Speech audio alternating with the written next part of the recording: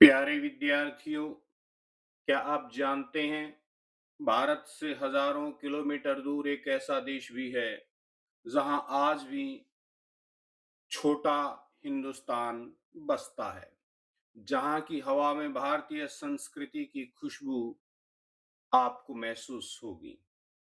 नमस्कार विद्यार्थियों, आप देख रहे हैं वीके हिंदी संस्कृत गुरुकुल और आज हम लेकर आए हैं कक्षा 6 हिंदी का पाठ हिंद महासागर में छोटा सा हिंदुस्तान के सभी प्रश्न अभ्यास के सटीक और आसान हल। अगर आप इस चैप्टर को जल्दी और पूरी तरह समझना चाहते हैं और परीक्षा में अच्छे अंक प्राप्त करना चाहते हैं और परीक्षा की तैयारी करना चाहते हैं तो ये वीडियो आपके लिए बहुत ही महत्वपूर्ण है। प्यारे विद्यार्थियों, चलिए शुरू करते हैं। आप अपनी पुस्तक खोल लीजिए और एक पेंसिल भी साथ लेकर के बैठिए। इस कड़ी में पहला बिंदु है पाठ से। आइए अब हम पाठ को थोड़ा और नजदीक से, निकटता से, गहराई से समझ लेते हैं। आगे दी गई गतिविधियां इस कार्य में आपकी सहायता करेंगी। आइए इन गतिविधियों को पूरा करते हैं। तो पहली गतिविधि क्या है प्यारे बच्चों? नीचे दिए गए प्रश्नों के सटीक उत्तर आपको चुनने हैं और जो भी सटीक उत्तर आपको समझ में आए उसके सामने आपको एक तारा बना देना है, स्टार बना देना है। पहला प्रश्न देखिए क्या है। हिरण समूह में क्यों खड़े थे? तो इसके चार ऑप्शन यहां पर दे रखे हैं। हिरण समूह में क्यों खड़े थे? पहला ऑप्शन है भागने पर उन्हें सिंह के आक्रमण का डर था। दूसरा, वे भाग चुके हिरणों के लौटने की प्रतीक्षा में थे। तीसरा, वे बीच खड़े असावधान जिराफ की रक्षा कर रहे थे। चौथा, सिंह उनसे उदासीन थे अतः उन्हें कोई खतरा नहीं था। तो प्यारे विद्यार्थियों, अगर आपने इस वीडियो का फर्स्ट पार्ट बड़े ध्यान से, गौर से सुना है, समझा है तो इसका उत्तर भी आपको समझ में आ गया होगा। इसका जो फर्स्ट ऑप्शन है वही इसका राइट आंसर है, वही इसका सटीक उत्तर है। दूसरा प्रश्न देखिए प्यारे बच्चों क्या है। मॉरिशस छोटे पैमाने पर भारतवर्ष ही है, कैसे? तो इसके भी चार ऑप्शन यहाँ उपलब्ध हैं। पहला है गन्ने की खेती अधिकतर भारतीयों द्वारा की जाती है। दूसरा विकल्प है अधिकतर जनसंख्या भारत से जाने वालों की ही है। तीसरा विकल्प है सभी भारतवासी परी तालाब पर एकत्रित होते हैं। और चौथा विकल्प है भारत की बहुत सी विशेषताएं वहां दिखाई देती हैं। तो इसका जो चौथा विकल्प है कि भारत की बहुत सी विशेषताएं आपको वहां दिखाई देती हैं, इसलिए मॉरिशस छोटे भारतवर्ष के रूप में जाना जाता है। तो आप चौथा विकल्प जो है इसका राइट विकल्प है, उसके सामने आप स्टार बना देंगे पेंसिल से, उसके सामने आप तारा बना देंगे। प्यारे विद्यार्थियों, इस कड़ी में अगला बिंदु है मेरी समझ से। अपने मित्रों के साथ चर्चा कीजिए और कारण बताइए कि आपने ये उत्तर ही क्यों चुना। तो तर्क के साथ आपको बताना है। तो इसका उत्तर किस प्रकार से आप देंगे, देखिए इसके पीछे क्या लॉजिक काम कर रहा है। कि हिरण झुंड में खड़े थे क्योंकि वे सतर्क थे, सावधान थे और वे जानते थे कि अकेले भागने पर वे सिंह का बहुत ही आसान शिकार बन सकते हैं। झुंड में रहने से उनको एक सुरक्षा मिलती है, उनकी सुरक्षा अधिक होती है, इसलिए पहला उत्तर सही है। भागने पर उन्हें सिंह के आक्रमण का डर था। दूसरे प्रश्न का उत्तर हमने ये क्यों चुना, देखिए। मॉरिशस में भारतीय संस्कृति, भाषा, धार्मिक परंपराएं और सामाजिक जीवन भारत से काफी मिलता जुलता है। केवल जनसंख्या या खेती के आधार पर यह तुलना करना सही नहीं है, बल्कि संपूर्ण संस्कृति के कारण इसे छोटा भारत कहा जाता है। इसलिए सही उत्तर भारत की बहुत सी विशेषताएं यहाँ दिखाई देती हैं, यही बनता है। अगला बिंदु है पंक्तियों पर चर्चा। तो ठीक है, पंक्तियों पर चर्चा कर लेते हैं। पाठ में से चुनकर कुछ पंक्तियां नीचे दी गई हैं, इन्हें ध्यान से पढ़िए और इन पर विचार कीजिए। इनको आपको इनका क्या अर्थ समझ में आया, अपने विचार अपने समूह में साझा कीजिए और अपनी लेखन पुस्तिका में लिखिए। तो प्यारे बच्चों, यहाँ पर एक विशेष बात समझने की ये है कि इसमें ये कहा गया है कि इन्हें अपनी लेखन पुस्तिका में लिखिए। कहने का मतलब क्या है कि आपको अपनी जो एक्सरसाइज नोटबुक है उसमें इसको लिखना है। तो ठीक है, पढ़ लेते हैं। भारत में बैठे-बैठे हम यह नहीं समझ पाते कि भारतीय संस्कृति कितनी प्राणवती है, कितनी एनर्जेटिक है और कितनी चिरायु है, कितनी गहरी है उसकी जड़ें। किंतु मॉरिशस जाकर जब हम दूसरे देश में जाते हैं और हम जाकर के वहां पर अपनी संस्कृति की प्राणवत्ता को का ज्ञान जो है हमें आसानी से प्राप्त कर लेते हैं। तो इसको भी मैंने आपको फर्स्ट पार्ट में बहुत अच्छे से समझाया था, दोबारा से समझा देते हैं लिखित रूप में। देखिए प्यारे बच्चों, क्या कह रहे हैं। कुशल नाविक प्रतिकूल परिस्थितियों में ही पहचाना जाता है। कुशल नाविक मतलब जो जहाज को चलाता है, और जब तूफान आता है तो तूफान में ही उसकी पहचान होती है। धारा की दिशा में, यानी जिस तरफ नदी की धारा बह रही है उस दिशा में तो साधारण नाविक भी नाव का संचालन कर लेते हैं। जो नाव को छोड़ दो, नाव अपने आप ही धारा की दिशा में बहती चली जाती है। ठीक इसी प्रकार से भारत में रहते हुए भारतीय संस्कृति का अनुपालन करना, भारतीय संस्कृति के अनुसार जीवन यापन करना, भारतीय संस्कृति को अपने जीवन में उतार लेना, यह काफी आसान है भारत में रह करके। यहाँ इसके लिए उपयुक्त वातावरण है, अतः यहाँ अपनी संस्कृति के प्रति निष्ठा बनाए रखना एक सहज है, क्योंकि वही हमें चारों तरफ नजर आता है और उसी भाव में, उसी प्रवाह में हम बहते चले जाते हैं।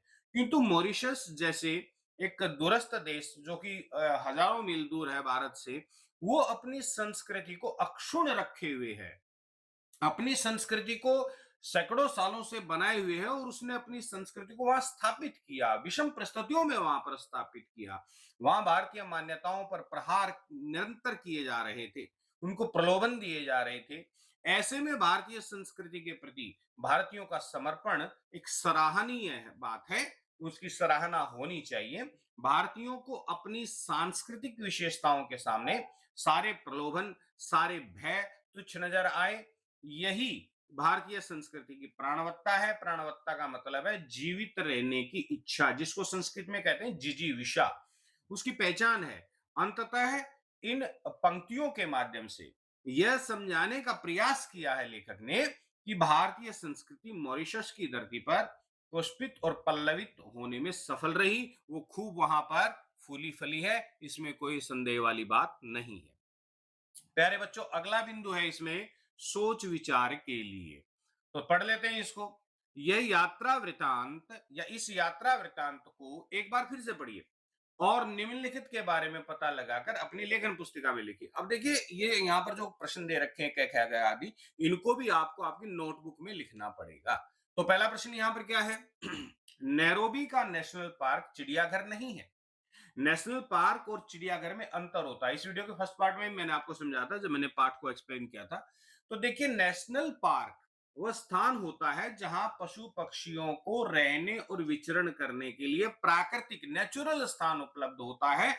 वो अपने घर में, अपने नेचुरल घर में, जिसको जंगल कहते हैं, उसमें वो अपनी मर्जी से जो है विचरण कर सकते हैं। जबकि जो चिड़ियाघर होता है, जू होता है, चिड़ियाघर में पशु पक्षियों को रहने के लिए कृत्रिम आवास बनाए गए होते हैं, पिंजड़े बनाए गए होते हैं, और वहां पर आर्टिफिशियल होता है, सब कुछ मानव निर्मित होता है। तो ये इन दोनों में सबसे बड़ा अंतर होता है। इसमें ख प्रश्न है प्यारे बच्चों कि हम लोग पेड़ पौधे और खरपात से भी बदतर समझे जाते हैं। वे कौन थे जिन्होंने लेखक और अन्य लोगों को पेड़ पौधों और खरपतवार से भी बदतर समझ लिया था? उन्होंने ऐसा क्यों समझा था? तो इसमें जो है दो तीन प्रश्न है, एक प्रश्न के अंदर हम सभी प्रश्नों का उत्तर देने की कोशिश करेंगे। देखिए क्या कहते हैं। नैरोबी नेशनल पार्क के सिंहों ने, शेरों ने लेखक और उसके जो पर्यटक साथी थे उनको पेड़ पौधों और खरपतवार से भी बदतर समझा। खरपतवार माने अनावश्यक रूप से पैदा होने वाली घास, जिसकी तरफ कोई ध्यान नहीं देता। और बदतर एक डिग्री होती है, जैसे डिग्री होती है सुपरलेटिव डिग्री, आप पढ़ते हैं, जो तुलना तुलना की जाती, कंपेयर किया जाता है जिसके अंदर। तो बद, बदतर और बदतम, जो से इंग्लिश में पढ़ते हैं ना, ई आर और ई एस टी लगा करके, ऐसे ही है। तो बद माने बुरा और बदतर माने बुरे से भी बुरा। तो बुरे से भी बुरा समझ लिया गया था उन शेरों ने। तो मानव जाति के प्रति उनकी उपेक्षा का भाव स्वाभाविक भी था। हम मानव जो है वो प्रतिक्षण अपने आनंद के लिए, अपने स्वार्थ के लिए, अपने मजे के लिए उनकी जो सरहद है, उनकी जो हद है, उनका जो घर है और उनकी जो शांति है, उन दोनों को हम भंग करते रहते हैं। जबकि पेड़ पौधे और खरपतवार उनकी दिनचर्या को सुखद बनाते हैं। वो तो उनके जीवन में सहायक हैं, बाधक नहीं है। जबकि हम तो उनके जीवन में, मनुष्य तो उनके, पशुओं के जीवन में, जंगली जानवरों के जीवन में बाधक है। इसलिए हम उनसे भी गिरे हुए हैं। इस प्रकार की बात लेखक यहाँ कहना चाहते हैं। तीसरा प्रश्न क्या है प्यारे बच्चों? हम लोग पेड़ पौधों, अच्छा ये हो गया है। तीसरा प्रश्न है, गए मॉरिशस की असली ताकत भारतीय लोग ही हैं। पाठ में इस कथन के समर्थन में कौन सा तर्क दिया गया है? तो बता देते हैं। देखिए, जीवन की तीन मूलभूत आवश्यकताएं होती हैं, रोटी, कपड़ा और मकान, ये आपने सुना ही होगा। इन तीनों के लिए अर्थ की आवश्यकता होती है। अर्थ माने पैसे की आवश्यकता होती है, धन की आवश्यकता होती है। और अर्थ कहां से आता है भाई? पैसा कहां से आता है? धन कहां से आता है? धन आता है कृषि से, व्यापार से, उद्योग आदि से। उससे, उसके माध्यम से धन आता है, उसको अर्जित किया जा सकता है, एकत्रित किया जा सकता है, कमाया जा सकता है। ऊख की खेती, ईख की खेती और चीनी के उद्योग को मॉरिशस का प्रमुख उद्योग बनाने में भारतीयों की अहम भूमिका बताई गई है। अतः पाठ में दिया गया तर्क बिल्कुल सही है और स्वाभाविक भी है, क्योंकि भारतीय लोगों ने ही मॉरिशस को एक राष्ट्र का दर्जा दिया और उसको एक विकसित राष्ट्र के रूप में विकसित किया। अगला प्रश्न क्या है मेरे बच्चों? उस द्वीप को उन्होंने छोटा सा हिंदुस्तान बना डाला। भारत से गए लोगों ने मॉरिशस को हिंदुस्तान जैसा कैसे बना डाला? बता देते हैं जी, कैसे बना डाला। देखिए, भारतीयों ने मॉरिशस को सांस्कृतिक रूप से एक छोटा सा हिंदुस्तान बना डाला, कल्चरल रूप से। इसका सर्वप्रथम, सबसे पहला कारण, फर्स्ट रीजन, वहां की कुल जनसंख्या। सबसे पहला रीजन है जनसंख्या, यानी 67% लोग, 67% लोगों का भारतीय खानदान का होना, भारतीय मूल के लोग हैं 67%। दूसरा कारण क्या है? दूसरा कारण है यहाँ की पूजा पद्धति। अब देखो, इतने लोग हैं और उन्होंने जो है अपनी पूजा पद्धति को बिल्कुल नहीं छोड़ा, अपनी मान्यताओं को नहीं छोड़ा, अपने रहन सहन के तरीके को नहीं छोड़ा, अपने ओढ़ने पहनने, खाने पीने के तरीके को नहीं छोड़ा, अपनी परंपराओं को नहीं छोड़ा, अपनी कस्टम्स को नहीं छोड़ा। भारतीय सभ्यता संस्कृति का प्रतिबिंब तो वहां स्वाभाविक रूप से प्रकट हो ही जाना था। तो ये स्वाभाविक है। उनकी सोच, उनकी विचार, उनका जीवन किसी न किसी गहरे तल में एक होती गई, आपस में वे जुड़ते चले गए और वह सोच भारतीय सोच है। अतः लेखक का वहां की धरती पर जाकर एक छोटे से हिंदुस्तान की तरह अनुभव करना, ये बिल्कुल नेचुरल है, ये बिल्कुल स्वाभाविक है। अगला प्रश्न है, अगला इसमें बिंदु है, मिलकर करें मिलान। तो प्यारे बच्चों, पेंसिल से मिलान कर देंगे। आपके सामने एक तालिका दे रखी होगी आपकी बुक के अंदर, आपकी टेक्स्ट बुक में। तो उसमें आपको मिलान करना है। कैसे करते हैं देखिए, पहले इसको पढ़ लेते हैं। पाठ में कुछ शब्द चुनकर स्तंभ एक में दिए हैं। स्तंभ एक माने कॉलम वन में कुछ शब्द दे रखे हैं, उनसे संबंधित वाक्य जो हैं वो स्तंभ दो यानी कि कॉलम नंबर 2 में दे रखे हैं। तो आपस में चर्चा करके इनको जो है मिलाना है, तो मिला देते हैं। जैसे पहला प्रश्न है, पहला स्तंभ है और दूसरा स्तंभ। पहले स्तंभ में शब्द है अफ्रीका, तो इसको नंबर 3 से मिला दीजिए। यह एशिया के बाद दुनिया का सबसे बड़ा महाद्वीप है, तो नंबर 1 को नंबर 3 से मिला देंगे। दूसरा है नैरोबी, तो नैरोबी को नंबर 1 से मिला दीजिए। यह अफ्रीका महाद्वीप के एक देश केन्या की राजधानी है। तीसरा शब्द है रक्तचाप, तो नंबर 3 को नंबर 4 से मिला दीजिए। यानी कि वह रक्त वाहिनियां, अर्थात नसों में बहता हुआ रक्त, यानी कि ब्लड द्वारा उनकी दीवारों पर डाले गए दबाव का नाम है, जिसको ब्लड प्रेशर कहा जाता है। जब ब्लड जो है तेज गति से बहना शुरू हो जाता है, तो जो रक्त वाहिनी है, जो हमारी नलियां हैं, रक्त जिनमें से होकर के बहता है, उन पर एक प्रेशर डलता है। इसलिए ब्लड से ब्लड और प्रेशर से पी, यानी कि उसको बीपी भी शॉर्ट फॉर्म में कहते हैं। चौथा शब्द है बीओएसी, तो बीओएसी को आप 6 से नंबर 6 से मिला दीजिए। यह है ब्रिटिश ओवरसीज एयरवेज कॉरपोरेशन नाम का एक छोटा सा रूप है, यानी कि उसका एक क्या है, शॉर्ट फॉर्म है। यह एक बहुत पुरानी विदेशी विमान कंपनी थी उस जमाने में, आजकल नहीं है, आजकल तो ये समाप्त हो चुकी है। अगला है भूमध्य रेखा, नंबर 5 पर है भूमध्य रेखा, इसको नंबर 7 से मिला दीजिए। तो ये पृथ्वी के चारों ओर, धरती के चारों ओर, यदि आप ग्लोब में भी देखें तो चारों तरफ एक काल्पनिक वृत्त, वृत्त माने एक सर्कल है जो पृथ्वी के ग्लोब के बिल्कुल बीच में से खींच दिया जाता है। उसको पृथ्वी को हमारी धरती को 2 भागों में बाँट देता है। एक होता है उत्तरी भाग और दूसरा होता है दक्षिणी भाग। नंबर 6 पर है देशांतर रेखा, इसको नंबर 9 से मिला दीजिए। ये ग्लोब पर उत्तर से दक्षिण की ओर खींची जाने वाली काल्पनिक रेखाएं हैं। आप ग्लोब को देखिए तो उत्तरी ध्रुव और दक्षिणी ध्रुव को जो आपस में मिलाती हैं बहुत सारी रेखाएं आपको देखने को मिलेंगी, इन्हीं को देशांतर रेखाएं कहती हैं। अगला है नंबर 7 पर तुलसीदास, नंबर 7 को नंबर 2 से मिला दीजिए। तो नंबर 2 पर क्या है, यह श्री राम के जीवन पर आधारित एक अमर ग्रंथ है जिसका नाम है रामचरितमानस और इसके लेखक हैं महाकवि तुलसीदास। नंबर 8 पर है शब्द क्रेयोल, नंबर 8 को नंबर 5 से मिला दीजिए। तो नंबर 5 पर क्या है, यह दो भाषाओं के मिलने से बनी हुई एक नई भाषा का नाम है क्रेयोल। ठीक है जी। अगला है कांवर, अब नंबर 9 पर है कांवर शब्द और इसको नंबर 8 से आप मिला देंगे। यह बांस का एक मजबूत डंडा होता है जिसे कांवड़ या बहंगी भी कहते हैं, जिसके दोनों सिरों पर बंधी हुई रस्सियां होती हैं या टोकरी टाइप होता है, छींके होते हैं और उनमें यात्री जो है गंगा जल का पात्र भरकर लेकर के जाते हैं और भगवान शिव पर उसको चढ़ाते हैं। तो नंबर 9 को नंबर 8 से मिला देंगे। इस प्रकार से ये आपका टास्क पूरा हो जाता है। अगला बिंदु है इसमें प्यारे बच्चों यात्रा वृतांत। अब यात्रा वृतांत के बारे में मैंने आपको काफी कुछ समझाया था पहले, तो इसको पढ़ लेते हैं। इतने में कोई मील भर की दूरी पर हिरणों का एक झुंड दिखाई पड़ा। अब दो जवान सिंह उठे और दो ओर को चल दिए, दूसरी तरफ को चल दिए। एक तो थोड़ा सा आगे बढ़कर एक जगह बैठ गया, लेकिन दूसरा घास के बीच छिपता हुआ मोर्चे पर आगे बढ़ने लगा शिकार के लिए। इन वाक्यों को पढ़कर ऐसा लगता है मानो हम लेखक की आंखों से स्वयं वो दृश्य देख रहे हैं, मानो हम स्वयं भी उस स्थान पर यात्रा कर रहे हों जहां का वर्णन लेखक ने किया है। यह इस यात्रा वृत्तांत की एक महत्वपूर्ण विशेषता है। मैंने आपको पाठ पढ़ाया था तब भी बताया था कि इसको कहते हैं शब्द चित्र, यानी शब्दों के माध्यम से एक चित्र खींच देना। तो यदि आप इस यात्रा वृत्तांत को थोड़ा और अधिक ध्यान से पढ़ेंगे तो आपको और भी बहुत सी विशेषताएं पता चलेंगी।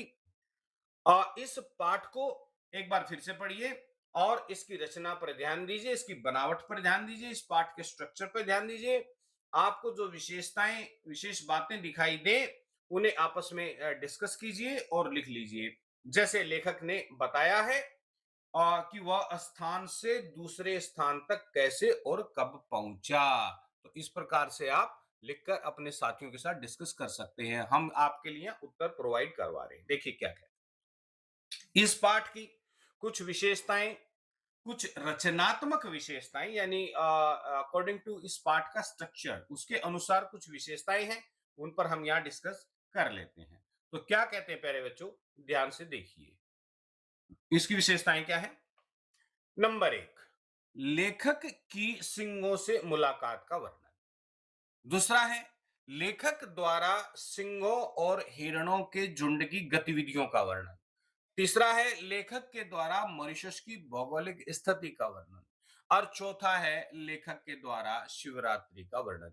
ये चार जो मुख्य वर्णन है ये लेखक ने किए हैं और बहुत ही सुंदर तरीके से किए हैं। आगे देखिए लेखक क्या कहते हैं। तो लेखक ने ये बताया है कि बड़ी दूरी तय करने के बाद, या यूं कहिए कि 10-15 किलोमीटर के भीतर, मील के भीतर 10-20, जब हमने सड़क सड़क को काफी छान लिया था उसके बाद हम एक जगह जा पहुंचे जहां सिंह उस दिन आराम कर रहे थे। तो वहां जो कुछ देखा वह जन्म भर में भूल नहीं पाऊंगा। कोई 7-8 शेर रहे होंगे जो सोए हुए थे और लेटे हुए थे और हमारी जो 8-10 मोटरें खड़ी थी। तो इस प्रकार से उसका वर्णन वो करते हैं। लेकिन आप जो ऊपर मैंने बिंदु दे रखे हैं आप उनके वर्णन भी कर सकते हैं। तो उपयुक्त वाक्यों को पढ़कर ऐसा लगता है मानो हम भी लेखक के साथ यात्रा कर रहे हों। ऐसा लगता है मानो ये दृश्य हम स्वयं अपनी आंखों से देख रहे हों, महसूस कर रहे हों। अगला बिंदु है प्यारे बच्चों, इसको इस प्रकार से आप लिख सकते हैं। अगला है अनुमान और कल्पना। देखिए मॉरिशस वह देश है जहां बनारस भी है, गोकुल भी है, ब्रह्मस्थान भी है। मॉरिशस के लोगों ने गली मोहल्लों के नाम इस तरह से क्यों रखे होंगे, ये आपको बताना है। अपने अनुमान लगा करके बताना है, कल्पना करके बताना है। देखिए मॉरिशस में अधिकतर भारतीय मूल के लोग रहते हैं, जिनमें जिनके जो पूर्वज हैं वो भारत से ही गए हुए थे। उन्होंने अपनी सांस्कृतिक और धार्मिक पहचान को बिल्कुल नहीं छोड़ा, उसको बनाए रखा। और गली मोहल्लों के नाम याद रखने के लिए उन्होंने भारत के प्रसिद्ध जो धार्मिक स्थल हैं और ऐतिहासिक स्थल हैं उनके नाम पर रख दिए होंगे, जिससे कि वो अपनी जड़ों से जुड़े रहें और अपनी संस्कृति को, अपने देश को वो भूल न पाए। इसलिए हम अनुमान करके, कल्पना करके इन प्रश्नों का उत्तर यहां लिख देंगे। अगला है ख पॉइंट। कोई 7-8 सिंह लेटे हुए सोए हुए थे, उन्हें घेर कर 8-10 मोटरें खड़ी थी। आपने पढ़ा कि केन्या के राष्ट्रीय जो पार्क है वो पर्यटकों से भरा रहता है। पर्यटक जंगली जानवरों को घेरे रहते हैं। क्या इसका उन पशुओं पर कोई प्रभाव पड़ता होगा? अपने उत्तर के कारण भी बताने हैं। इसमें संकेत भी दे रखा है, यानी कि एक इशारा कर रखा है कि राष्ट्रीय पार्क के बंदरों और सिंहों के व्यवहार भी बदल गया है। माने उसकी चर्चा यहां पर की है, तो उसके विषय में आप अनुमान करके इसका उत्तर लिख सकते हैं। पर्यटकों की उपस्थिति से जंगली जानवरों का व्यवहार बिल्कुल बदल सकता है। जैसे बंदर पर्यटकों से खाना लेने के अभ्यस्त हो जाते हैं और प्राकृतिक रूप से भोजन तलाशने की आदत को खो देते हैं, और हमारे द्वारा दिया हुआ जो प्रोसेसिंग फूड है उससे वो उनके शरीर पर और उनकी साइकोलॉजी पर एक अलग प्रकार का प्रभाव डालता है, इसलिए उनका व्यवहार बदल जाता है। सिंहों के प्रति भी इंसानों की उपस्थिति से उनका जो स्वाभाविक भय है वो खत्म हो जाता है, जिससे उनके शिकार करने और आराम करने का तरीका काफी हद तक प्रभावित होता है। इस प्रकार से उनका जीवन काफी हद तक इफेक्ट होता है मनुष्य के व्यवहार से। तीसरा इसमें है गैप पॉइंट। हिरणों का एक झुंड दिखाई पड़ा, जिनके बीच एक जिराफ बिल्कुल बेवकूफ की तरह खड़ा था। सिंहों के आसपास सोने के बाद भी जिराफ क्यों खड़ा रहा होगा? तो ये आपको आपकी अनुमान या कल्पना से इसका उत्तर आपको देना है। देखिए जिराफ अपनी ऊंचाई और सतर्कता के कारण खतरे को बहुत दूर से देख लेता है, बहुत दूर से भांप लेता है। इसलिए वह बिना भय के खड़ा रहा था, क्योंकि उसको पता था कि आसपास इस प्रकार का कोई मेरे योग्य खतरा नहीं है। ठीक है जी। अगला इसमें है प्रश्न है, क्या है? मॉरिशस के मध्य एक झील है बीचों बीच, इसकी चर्चा हमने की है, आपको पाठ में भी देखने को मिलेगा। तो जिसका संबंध हिंदुओं ने परियों से बिठा दिया। परी क्या होती है? तो परी होती है स्वर्ग से उतरने वाली अप्सराएं, और उस झील का नाम उन्होंने अब परी तालाब रख दिया। उस झील का नाम परी तालाब क्यों पड़ा होगा? इसका आंसर आपको देना है। देखिए हिंदुओं की आस्था, यानी कि उनकी जो श्रद्धा है, और लोक कथाओं में परियों की कल्पना की गई है। जो हमारी लोक कथाएं हैं, पौराणिक कथाएं हैं, उनमें हमने परियों की या अप्सराओं की कल्पना की है। इस झील की सुंदरता और पवित्रता को देखकर लोगों ने इस प्रकार का अंदाजा लगाया, अनुमान लगाया, कल्पना की कि इसे परियों से जोड़ दिया कि यहाँ पर तो परियां उतरती होंगी, स्वर्ग की अप्सराएं उतरती होंगी, यहाँ पर तो इंद्र की सभा लगती होगी। इसलिए उन्होंने उनका नाम, उस तालाब का नाम परी तालाब ही रख दिया। ठीक है जी। अगला प्रश्न है, आपको यह जानकर आश्चर्य होगा कि लगभग 50 साल पहले परी तालाब का नाम बदलकर गंगा तालाब कर दिया गया है।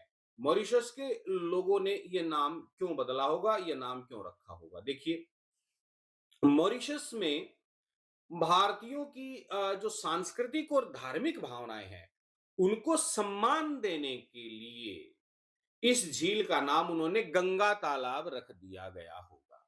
क्यों? इसके पीछे एक बड़ा लॉजिक भी काम कर रहा है। गंगा नदी हिंदू धर्म में काफी पवित्र मानी जाती है, इसलिए इस झील को उसी पवित्रता और उसी श्रद्धा का प्रतीक बनाने के लिए इसका नाम बदलकर उन्होंने गंगा तालाब रख दिया, गंगा झील रख दिया। इसका रीजन एक और भी आप लिख सकते हो, जो मैं आपको बताने जा रहा हूं। मैंने यहां लिखा इसलिए नहीं क्योंकि ये उत्तर बड़ा हो सकता है। इसका रीजन एक ये भी था कि परी तालाब से लोग जल लेकर के कांवर में शिवलिंग पर चढ़ाते हैं। तो भारत में क्या करते हैं, भारत में गंगा का जल शिवलिंग पर चढ़ाया जाता है। मॉरिशस का जो आदमी है वो यहाँ भारत तो आ नहीं सकता, सभी लोग तो यहाँ आ नहीं सकते ना, गंगा जल ले करके जाएं और शिवलिंग पर चढ़ाएं, तो ये बहुत लंबा प्रोसेस हो सकता है। इसलिए उन्होंने क्योंकि ऊपरी तालाब का जो पवित्र जल मानते हैं उसी को शिवलिंग पर चढ़ाते हैं, इसलिए उन्होंने उस परी तालाब का नाम ही गंगा तालाब रख दिया, गंगा झील रख दिया, क्योंकि हम यहाँ से जल लेकर के शिवलिंग पर भोले बाबा पर चढ़ाते हैं। आगे चलते हैं बच्चों, शब्दों की बात। अब शब्दों पर थोड़ी चर्चा कर लेते हैं। नीचे शब्दों से जुड़ी हुई कुछ गतिविधियां दी गई हैं। इन्हें पूरा करने के लिए आप शब्दकोश पुस्तकालय अपने टीचर्स की सहायता ले सकते हैं। तो हम यहाँ आपके टीचर के रूप में बैठे हुए हैं आपकी सहायता करने के लिए। देखिए, संज्ञा के स्थान पर। अब संज्ञा के स्थान पर जो शब्द प्रयोग होता है प्यारे बच्चों, आपको पता है उसको क्या कहते हैं? तो संज्ञा के स्थान पर जो शब्द प्रयोग होता है उसको क्या कहते हैं? सर्वनाम कहते हैं, क्योंकि संज्ञा का अर्थ होता है नाम, और सर्व माने सब और नाम माने नाम, माने जो सब नामों के स्थान पर प्रयोग हो जाए उसे क्या कहेंगे? सर्वनाम कहेंगे। ठीक है, तो हिरणों ने ताड़ लिया कि उन पर सिंहों की नजर पड़ रही है, अतएव इसलिए वे चरना भूलकर चौकन्ने हो उठे। अब यहां पर दो शब्दों को मैंने अंडरलाइन किया है, किन शब्दों को? उन और वे। तो अब देखिए क्या कहते हैं, इन पंक्तियों में जो रेखांकित शब्दों पर ध्यान दीजिए, यानी जो अंडरलाइन शब्द है उन पर ध्यान दीजिए। इन वाक्यों में ये शब्द किनके लिए उपयोग किए गए हैं? तो ये शब्द जो पहला है वो हिरणों के लिए उपयोग में लाए गए हैं। आप जानते ही हैं कि हिरण यहां एक संज्ञा शब्द है, और जो शब्द संज्ञा शब्दों के स्थान पर उपयोग में लाए जाते हैं उन्हें सर्वनाम कहते हैं। इसलिए ये दो रेखांकित जो शब्द हैं ये सर्वनाम हैं। ठीक है जी, आगे चलते हैं। क्या कहते हैं? अब नीचे दिए गए वाक्यों में सर्वनाम शब्दों को पहचानिए और उनके नीचे रेखा खींचिए, यानी कि उनको अंडरलाइन कर दीजिए। ठीक है जी, पहचान लेंगे। देखिए पहला, हाँ, बच्चे हाफ पैंट पहन सकते हैं, लेकिन गांधी टोपी उस दिन उन्हें भी पहननी पड़ती है। अब देखिए पूरा वाक्य यदि आप पढ़े तो हाँ, बच्चे, बच्चे क्या है? बच्चे संज्ञा है। बच्चे हाफ पैंट पहन सकते हैं, ये इस पूरे वाक्य का सब्जेक्ट है, यानी इस पूरे वाक्य का कर्ता है। अब इसी बच्चे के लिए अगले इस वाक्यांश में क्या शब्द प्रयोग किया गया है? लेकिन गांधी टोपी उस दिन उन्हें, उन्हें उस दिन, उन्हें, तो उस यहां पर क्या है? सर्वनाम है, और उन्हें यहां पर क्या है? सर्वनाम है। इसलिए इन दोनों के नीचे आप रेखा खींचकर इंडिकेट कर सकते हैं ताकि हमने पहचान लिया है कि ये दोनों सर्वनाम है। अगला वाक्य देखिए, भारतीयों ने अत्याचार तो सहे लेकिन प्रलोभनों को ठुकरा दिया, वे अपने धर्म पर डटे रहे, और जिस द्वीप में भगवान ने उन्हें भेज दिया था उस द्वीप को उन्होंने छोटा सा हिंदुस्तान बना डाला। वाक्य में ध्यान से पढ़िए, देखिए यहां सब्जेक्ट क्या है? भारतीयों। अब इसी से संबंधित आपको सर्वनाम मुझे अधिकतर यहां मिलने वाले हैं। भारतीयों ने अत्याचार तो सहे लेकिन प्रलोभनों को ठुकरा दिया, वे, पहला मिल गया सर्वनाम वे कौन? भारतीय। ठीक है जी, तो वे को अंडरलाइन कर दीजिए। अपने धर्म पर डटे रहे, और जिस, जिस किसके लिए कहा गया है? मॉरिशस के लिए कहा गया है। तो जिस द्वीप यानी मॉरिशस द्वीप, तो जिसके को भी आप अंडरलाइन कर दीजिए। द्वीप में भगवान ने उन्हें, किन्हें? भारतीयों को, तो उन्हें भी यहां पर सर्वनाम उसको अंडरलाइन कर दीजिए, भेज दिया था। उस, यानी फिर से मॉरिशस, ठीक है, मॉरिशस संज्ञा है और उसके स्थान पर उस सर्वनाम यहां प्रयोग हो गया है। द्वीप को उन्होंने, किन्होंने? भारतीयों ने छोटा सा हिंदुस्तान बना डाला। तो यहां पर ये जो 6 शब्द आपकी पकड़ में आए ये सर्वनाम है, इनको रेखांकित करके इंडिकेट कर दीजिए और आगे बढ़िए।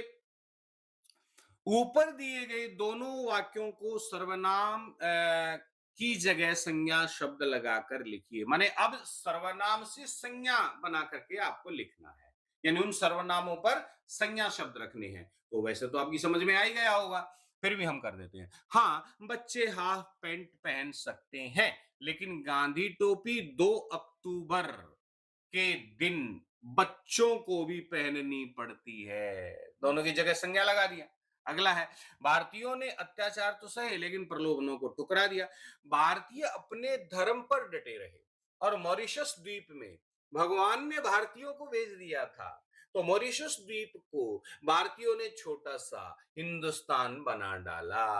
उन सर्वनामों के स्थान पर आपको संज्ञा रख देनी है और इनको रिक्रिएट कर देना है। ठीक है जी, आगे बढ़ते हैं। पहचान पाठ के आधार पर। अब पाठ हमने बड़े ध्यान से पढ़ा है, पहचान करनी है, कर लेंगे, इसमें कौन सी बड़ी बात है। आगे चलते हैं। आपने इस यात्रा वृत्तांत में 3 देशों के नाम पढ़े। अब देखिए, भूगोल से आपको जोड़ने की कोशिश कर रहे हैं। आपका जो दूसरा सब्जेक्ट है, दूसरा सब्जेक्ट यानी कि ज्योग्राफी, इंटीग्रेट कर रहे हैं सब्जेक्ट को।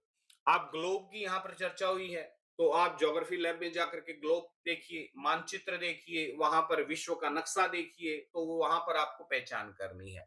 आपने इस यात्रा वृत्तांत में 3 देशों के नाम पढ़े।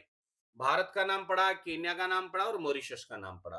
पुस्तकालय या कक्षा में जाकर के आपको जाना है अपनी लाइब्रेरी में और पहचान करनी है बाकी दोनों देशों की। भारत की भी पहचान करनी है और दूसरे देशों की भी पहचान करनी है। बता देना कि ये भारत है, ये केन्या है और ये मॉरिशस है। ठीक है जी? तो ये आपकी होगी एक्टिविटी।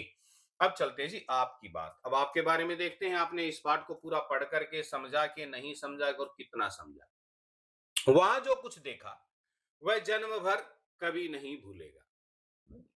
क्या आपने कभी ऐसा कुछ जीवन में देखा है, सुना है या पढ़ा है जिसके बारे में आपको लगता है कि आप उसे जीवन भर नहीं भूल सकेंगे? वो इतना विचित्र था, इतना अलौकिक था, इतना दिव्य था, इतना अनुपम था कि आप उसको भूल नहीं सकते। उसके बारे में अपने समूह में चर्चा कीजिए, अपने साथियों के साथ डिस्कस कर सकते हैं। तो आप इसका आंसर इसी प्रकार से दे सकते हैं। मैंने यहाँ अपनी तरफ से एक आंसर दे रखा है, लेकिन ये आपके लिए एक संकेत मात्र है। आपको अपने वास्तविक जो जीवन है उससे संबंधित यहाँ पर उत्तर देना है। हाँ, मैंने एक बार हिमालय में जो है, हिमालय की एक चोटी के पीछे से ऊंचाई से सूर्य को उगते हुए देखा था। वो इतना अद्भुत नजारा था कि मैं सचमुच में उसको आज तक नहीं भूल पाया हूँ। आप अपनी तरफ से लिख सकते हैं। इसमें ख बिंदु है। क्या है ख बिंदु? हमें अफ्रीका के शेरों से मुलाकात कर लेनी चाहिए। मुलाकात शब्द का अर्थ है मिलना, लेकिन यहां मुलाकात शब्द का भाव लेना है। उनसे मिलना है, इसका मतलब ये नहीं कि हम जाकर के शेरों से हाथ मिलाएंगे या उनके जो है उनको पुचकारेंगे तो वो हमारा इलाज कर देंगे। ऐसा हमें नहीं करना है। तो शेरों मुलाकात का यहाँ मतलब क्या है? भावार्थ लेना, यानी शेरों के पास से एक कंट्रोल्ड और सिक्योर्ड एरिया में जाकर के हमें उसको उनको निहारना है, उनको देखना है। इसके लिए अपनी आंखों से देखना है, सजीव देखना है, भेंट करना है आदि शब्दों का भी उपयोग यहाँ किया जाता है। उनकी अपनी बात को और अधिक सुंदर और अनोखे रूप से प्रकट करने के लिए शब्दों के कई प्रकार जो है प्रयोग में लाए जाते हैं। आपने अब तक किन किन पशु पक्षियों से मुलाकात की है, वह मुलाकात कहाँ हुई थी, ये आपको अपने लेवल पर बताना है। ठीक है, मैंने यहां उत्तर दिया है, लेकिन आपको ज्यों का त्यों उत्तर नहीं टेपना है। अगर आपने जीवन में मुलाकात की है, कोई सफारी की है या किसी जू की यात्रा की है या गांव में जाकर के अपने दादा दादी के घर, अपने नाना नानी के घर, वहां पर गाय भैंस आदि बहुत से पालतू जानवर होते हैं, उनसे मुलाकात की है और आपका क्या अनुभव रहा है उसकी आप यहाँ चर्चा कर सकते हैं। आगे चलते हैं प्यारे बच्चों। गए भाग इसका क्या है? यह ऐसी सफलता की बात है जिस पर सभी भारतीयों को गर्व करना चाहिए। आपको किन किन बातों पर गर्व होता है ये बताना है। तो इसमें एक इशारा किया गया आपको समझाने के लिए। ये बातें आपके बारे में है, आपके परिवार के बारे में हो सकती हैं, किसी अन्य व्यक्ति, वस्तु, स्थान, प्राणी आदि के बारे में भी हो सकती हैं। तो आपको अपने लेवल पर बताना है। मैंने यहां उत्तर देने की कोशिश की है, लेकिन आपको अपने विषय में लिखना है। मुझे अपने माता पिता की मेहनत, अपने माता पिता की ईमानदारी पर, अपने देश के सेना पर मुझे बहुत ही ज्यादा गर्व है। मुझे अपनी देश की विविधता और उसकी जो संस्कृति है उस पर बहुत गर्व है। इसके अतिरिक्त जब भारत ने चंद्रयान 3 की सफलतापूर्वक चंद्रमा पर उतारा और तब मुझे अपने वैज्ञानिकों पर बहुत ज्यादा गर्व महसूस हुआ। इस प्रकार से आप अपनी तरफ से लिख सकते हैं। इस कड़ी में अगला बिंदु है कक्षा और घर की भाषाएं। देखिए, प्रायः है आपने महसूस किया होगा कि हम क्लास में या स्कूल में अलग भाषा का उपयोग करते हैं और अपने घर में जो भाषा बोलते हैं वो थोड़ी डिफरेंट होती है, वो अलग होती है। तो प्रायः सभी भारतीय भोजपुरी बोलते हैं अथवा उसे समझ लेते हैं। यहाँ तक कि भारतीयों के पड़ोस में रहने वाले चीनी भी भोजपुरी बखूबी बोल लेते हैं। भारत एक बहुभाषी देश है। भारत में लगभग सभी व्यक्ति एक से अधिक भाषाएं बोलियां समझ लेते हैं। आप कौन कौन सी भाषाएं बोलियां समझ लेते हैं? आपके मित्र कौन कौन सी भाषाएं बोलियां समझ लेते हैं? इसके बारे में यहाँ पर एक तालिका है, वो आपको पूरी करनी है। कुछ इशारा यहाँ दे रखा है आपको समझाने के लिए। इस तालिका को पूरा करने के लिए आपको अपने मित्रों या परिजनों से पूछताछ करनी होगी। तो सबसे पहले ये रिसर्च बेस्ड एक एक्टिविटी है जो आपको करनी है। पहली भाषाओं के नाम लिखने हैं और बाद में उनके नामों को गिनकर उनकी कुल संख्या लिखनी है। तो हमने यहाँ पर आपकी हेल्प की है। देखिए कैसे। तो 3 कॉलम बना लेने हैं। पहले में लिखना है लेफ्ट हैंड साइड क्रम संख्या। दूसरे में लिखना है मेरे बारे में, और तीसरी जो आएगा वो आएंगी भाषाएं। तो पहला जो कॉलम है उसमें क्रम संख्या 1, तो क्रम संख्या 1 और दूसरे कॉलम में क्या लिखेंगे? मैं जिन भाषाओं को बोल या समझ लेता हूं या लेती हूं। तो कौन कौन सी भाषाएं अगले कॉलम में हम लिख देंगे? हिंदी, संस्कृत, अंग्रेजी, पंजाबी। और चौथे कॉलम में लिखेंगे कुल 5 भाषाएं। दूसरा कॉलम क्रम संख्या 2। तो मेरे परिजन किन भाषाओं को बोल या समझ लेते हैं? अब भाषा के कॉलम में लिखेंगे हिंदी, संस्कृत, अंग्रेजी, पंजाबी, हरियाणवी। ये मैं बता रहा हूं, आप अपने परिजनों के अनुसार लिख सकते हैं। ठीक है। आप भारत के किस कोने में बैठे हैं? तमिलनाडु में बैठे हैं तो आपकी वहां तमिल भाषा आती होगी। राजस्थान में बैठे हैं तो राजस्थानी आती होगी। उत्तराखंड में बैठे हैं तो वहां की अलग भाषा है। और आसाम में बैठे हैं तो वहां की अलग भाषा है। तो आप अपनी जो भाषा है उसके बारे में आपको ये तालिका बनानी है। क्रम संख्या 3 भी इसी प्रकार से कि मेरे मित्रजन जिन भाषाओं को बोलिया समझ लेते हैं, तो इसी प्रकार से वो भाषाएं और उनकी कुल संख्या आपको लिखनी है। अगला है जी सराहना की तालिका। यानी जो भी काम अच्छा करता है इंसान, उसकी उसको अप्रिशिएट किया जाता है, उसकी सराहना की जाती है। तो उसकी एक तालिका यहाँ पर बनाकर दी गई है। देखिए क्या है, इसके बारे में क्या कहा जा रहा है। इसकी एक तालिका बनानी है, पहले स्वयं, फिर परिजन और फिर शिक्षक। तो नाम लिखने हैं अपने, जो भी स्वयं आपका अपना नाम लिखेंगे, परिजन में आप माँ पिता जिसका भी, और शिक्षक में आप अपने शिक्षक कोई भी टीचर का नाम आप लिख सकते हैं। जैसे मैंने यहाँ लिख दिया है श्री किशोर उपाध्याय। आप कुछ भी लिख सकते हैं। अब तीसरा जो कॉलम रहेगा उसमें लिखेंगे प्रशंसा या सराहना का एक वाक्य लिखना। आपको इनको अप्रिशिएट करना है। एक तो स्वयं को अप्रिशिएट करना है, किसी अपने परिजन को, अपने रिलेटिव को अप्रिशिएट करना है, और किसी अपने फेवरेट टीचर को भी अप्रिशिएट करना है। ठीक है। तो ऐसे ही जो मैंने तालिका बना करके लिखी है आप भी लिख सकते हैं। मैं हमेशा अपनी मेहनत और ईमानदारी से काम करता हूं, तो ये स्वयं के लिए एक अप्रिशिएशन है। दूसरा अपनी माँ के लिए या अपने पिता के लिए या अपने भाई बहन भाई किसी के लिए ये लिख सकते हैं। मेरी माँ का प्यार और समर्पण अनमोल है, वो परिवार की रीढ़ है, परिवार की मूल है। अपने शिक्षक के बारे में लिख सकते हैं कि मेरे शिक्षक ज्ञान के प्रकाश स्तंभ है, जिन्होंने मुझे सही राह दिखाई, सही रास्ता दिखाया। अपने मित्र के बारे में लिख सकते हैं। मान लीजिए आपका मित्र पंकज है, उसके बारे में लिख सकते हैं कि मेरा मित्र है, मेरी जिंदगी का सच्चा साथी है, वो हर मुश्किल में मेरे साथ खड़ा रहता है। अगला किसी पशु के बारे में लिख सकते हैं। मान लीजिए आपका एक पालतू कुत्ता है जिसका नाम मैक्स है, उसके बारे में लिख सकते हैं कि मेरा पालतू कुत्ता बड़ा वफादार है, प्रेम और का जो है सजीव उदाहरण है। अगला किसी स्थान के बारे में लिख सकते हैं।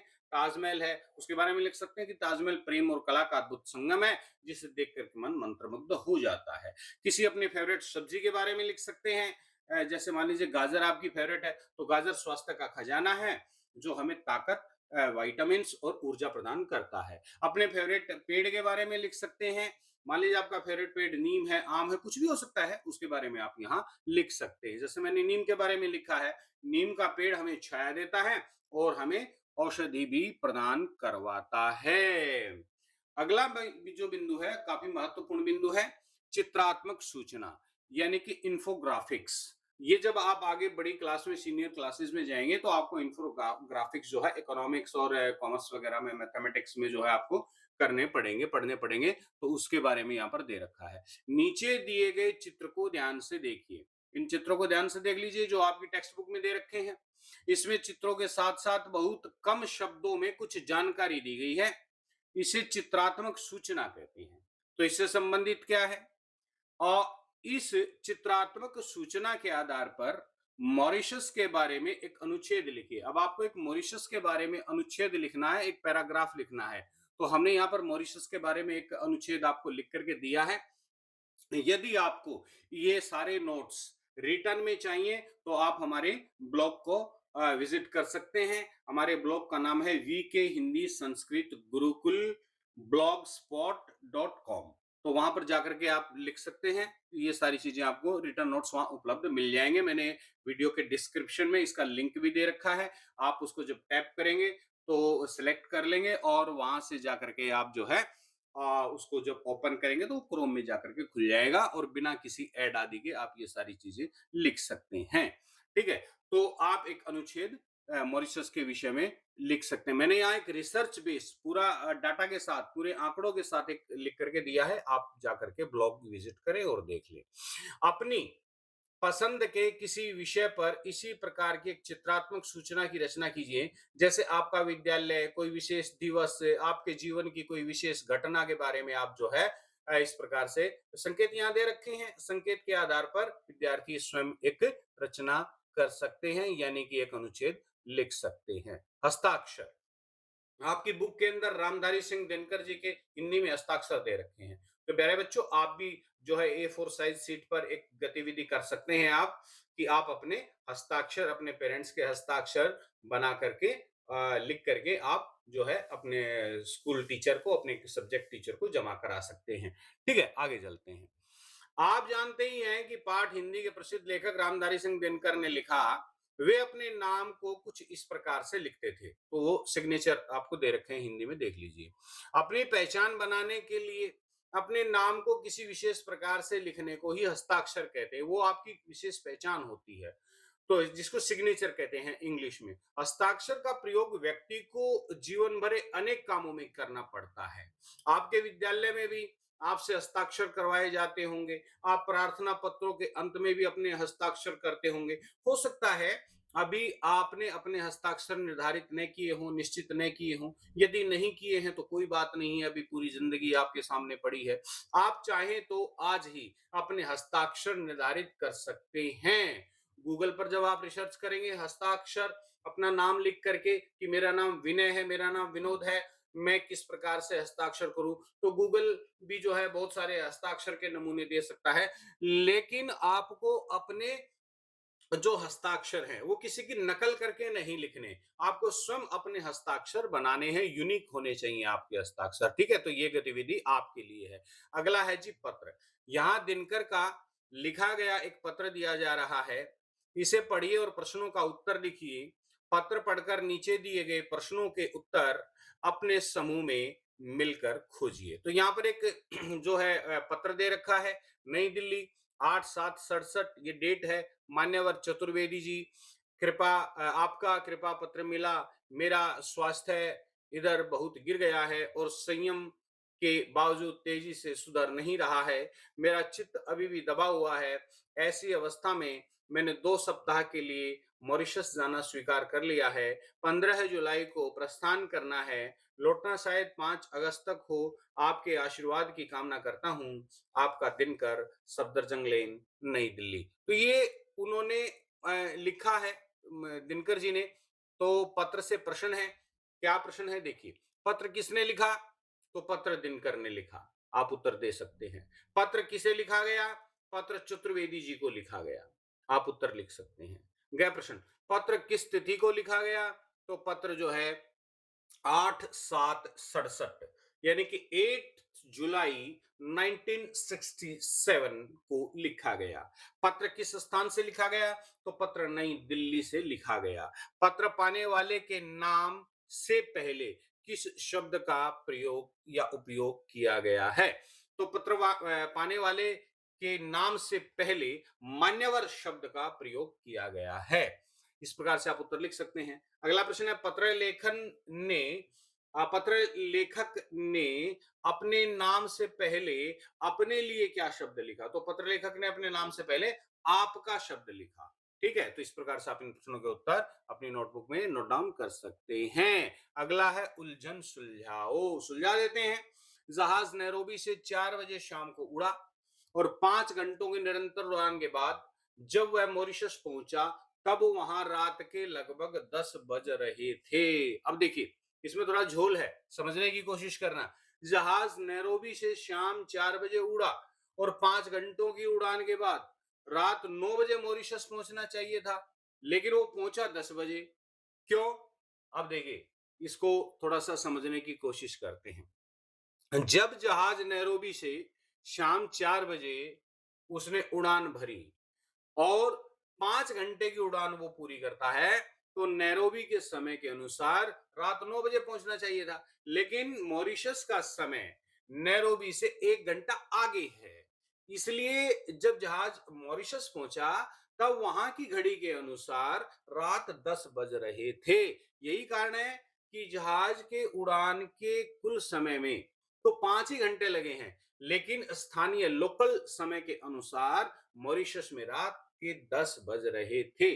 असल में वस्तुतः नैरोबी और मॉरिशस के जो मानक समय है, स्टैंडर्ड टाइम है, उसमें 1 घंटे के आसपास का डिफरेंस है, अंतर है। जब नैरोबी में 9 बजते हैं तो मॉरिशस में लगभग 10 बजते हैं। ठीक है जी, अगला बिंदु क्या है? अब देख लीजिए, नीचे 2 घड़ियों के चित्र दिए गए हैं। एक घड़ी भारत के समय का समय दिखा रही है और दूसरी घड़ी दिखा रही है कि उसी समय मॉरिशस में कितने घंटे और मिनट हुए हैं। इन घड़ियों के अनुसार नीचे दिए गए प्रश्नों के उत्तर दीजिए। ठीक है जी, दे देते हैं। भारत में क्या समय हुआ है? तो उत्तर है भारत की घड़ी में 5 बजकर 20 मिनट हुए हैं। मॉरिशस में क्या समय हुआ है? तो मॉरिशस की घड़ी में 3 बजकर 50 मिनट हुए हैं। मॉरिशस और भारत के समय में कितने घंटे और मिनट का अंतर हुआ? तो सीधी सी बात है, मॉरिशस और भारत के समय में 1 घंटा 30 मिनट का अंतर हुआ। तो सूर्योदय भारत में पहले होगा या मॉरिशस में होगा? तो सीधी सी बात है कि भारत में पहले सूर्योदय होगा ना भाई, है कि नहीं? हाँ, जिस समय भारत में दोपहर के 12 बजे होंगे उस समय मॉरिशस की घड़ियां क्या समय दिखा रही होंगी? तो उस समय मॉरिशस की घड़ियां 10 बजकर 30 मिनट का समय दिखा रही होंगी। सीधी सी बात है। ठीक है, तो आज की पहेली, आज हम आपके लिए एक अनोखी पहेली यहां लेकर के आए हैं। यहां एक वाक्य दिया गया है, आपको पता करना है कि इसका क्या मीनिंग है, इसका क्या अर्थ है। येला मालत येला घोलस। अब देखिए, तो यहां पर कुछ इशारा भी दिया गया है। येला माने मेरा, येला माने मेरा, मालथ माने भारत, और येला माने फिर से मेरा, और घोलस माने गौरव। तो ये मॉरिशस की जो भाषा है उसमें इसको कहा गया है। आगे चलते हैं, खोजबीन, खोजबीन कर लेते हैं। नीचे दी गई रचनाओं की पुस्तक में दिए गए क्यूआर कोड की सहायता से आप ये देख सकते हैं। चांद का कुर्ता, जो कि दिनकर साहब ने जो है किताबें लिखी हैं बच्चों के लिए, मिर्च का मजा वगैरह वगैरह, इसके बारे में आप जान सकते हैं। राष्ट्रकवि रामधारी सिंह दिनकर जी की जीवनी आप जान सकते हैं। हिमालय के पर्वतीय प्रदेशों की जो मनोरम यात्रा है उसके बारे में आप जान सकते हैं। तो प्यारे बच्चों, आपने बड़े इत्मीनान से, बड़े शांति से, बड़े धैर्य से इस वीडियो को देखा, इस वीडियो को सुना। तो बच्चों, आज आपने क्या सीखा? आपने सीखा कि भारत की संस्कृति दुनिया के कोने कोने में जीवित है। अगर आपको वीडियो पसंद आया तो इसे लाइक करें, कमेंट करें और कमेंट में बताएं कि आपने क्या सीखा, आप किस चीज पर गर्व करते हैं। ठीक है, और अपने दोस्तों के साथ इसे शेयर करें और ऐसे ही रुचिकर ढंग से पढ़ाई करने के लिए अपने चैनल वीके हिंदी संस्कृत गुरुकुल को सब्सक्राइब करना बिल्कुल न भूलें। और एक बात मैं आपको बहुत अच्छे से याद दिलाना चाहता हूं कि इस पाठ के नोट्स, प्रश्न उत्तर और पीडीएफ वगैरह जो भी है, लिखित नोट्स, रिटर्न नोट्स अगर आपको पाने हैं तो इस वीडियो के डिस्क्रिप्शन में हमने एक लिंक दे रखा है, वीके हिंदी संस्कृत गुरुकुल .blogspot.com। तो इस लिंक पर आप टैप करें, उसको सिलेक्ट करें, ओपन करें, क्रोम में खुल जाएगा, सारे रिटर्न नोट्स आपको वहां उपलब्ध हो जाएंगे, बिना किसी एड वगैरह के, बिना किसी झंझट के। आपको जो है परेशान होने की आवश्यकता नहीं है, वहां से आप अपनी नोटबुक तैयार कर सकते हैं, अपनी परीक्षा की तैयारी कर सकते हैं। तो प्यारे बच्चों, मैं मिलता हूं आपसे अगले पाठ के लिए अगले वीडियो में। तब तक के लिए पढ़ते रहो, आगे बढ़ते रहो। आपको बहुत बहुत धन्यवाद। शुभ आशीर्वाद।